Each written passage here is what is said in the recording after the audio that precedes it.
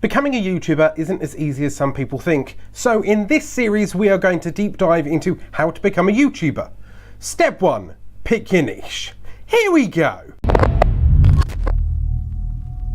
Hello and welcome back to another video. If you're new around here and you're looking to start a YouTube channel, grow your YouTube channel, or push your brand out there onto the second largest search engine on the internet, you should click subscribe and start creating. Now everybody starts from 0 views and 0 subscribers, and everybody when starting a YouTube channel has to think the same things. So I'm going to pull together some tips and tricks over the next few videos in this series and help you. First of all, niche. So number 1, what is a niche? A niche is a focused topic that you can talk about over and over and over again. It's something drilled into you that is a very specific area. So what can you talk about? Let's say you're really good at knitting, or you're really good at makeup, or you like games to a really minute level. Picking that niche and picking something that you can talk about and you're happy talking about will make it easier for you to make content, will make it easier for you to feel passionate about that content and be even more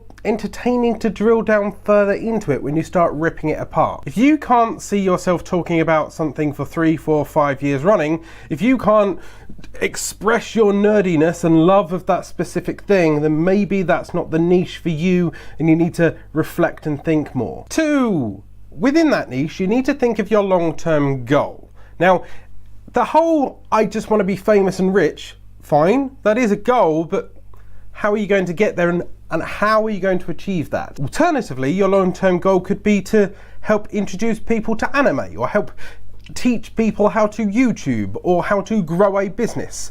Maybe your long-term goal is to help your business through this medium to push more sales. Something for you to drill into your head and understand why, because if you've got the passion and the reason, it will help you create more content moving forward. 3, now you've got the passion and the reason, you need the content.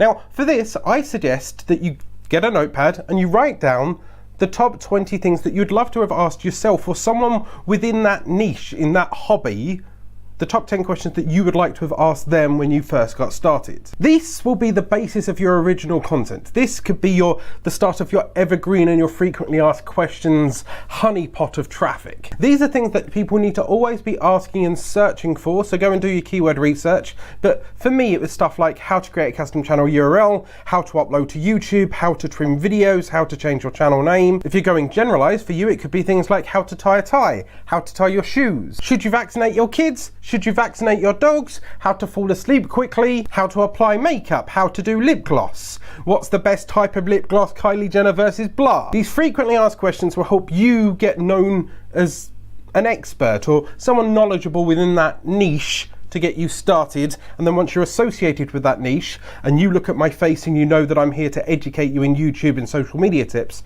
then you're already onto a win. They've already associated me with tutorials and education, and they'll associate you with your makeup tutorials and fashion and beauty. 4, and now they know who you are and what you can help them. They're more likely to listen to you if they know that that's the kind of content you do. If you do scattershot content, where 1 minute you're gaming and 1 minute you're riding a horse, and then you're doing makeup tutorials, and then you're teaching people how to do social media content, people may get a bit confused in what your channel is there to offer and might not even subscribe because, well, you know, I'm only really there for the makeup tutorials, and if she's only going to do them once every 3 or 4 months, then I'll just go and find a more consistent makeup tutorialist. So once you've established your niche, your passion, your drive, and your content, you need to start churning out what they expect from you and help them. Listen to the questions that they are asking, add them to the frequently asked questions that you are now doing, make that into your content, or answer those questions for them. And 5, now you've got your niche, now you know how to develop